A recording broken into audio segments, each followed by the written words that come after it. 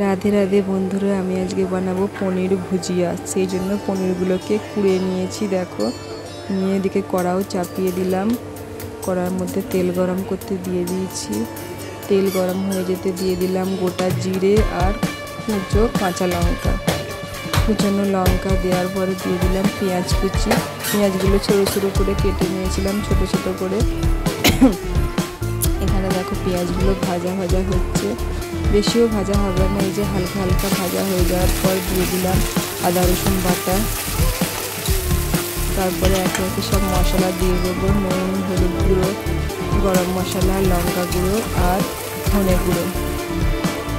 দেখো সব মশলা একে একে দিয়ে ভালো করে মশলাটা কষিয়ে নিচ্ছি। দেখো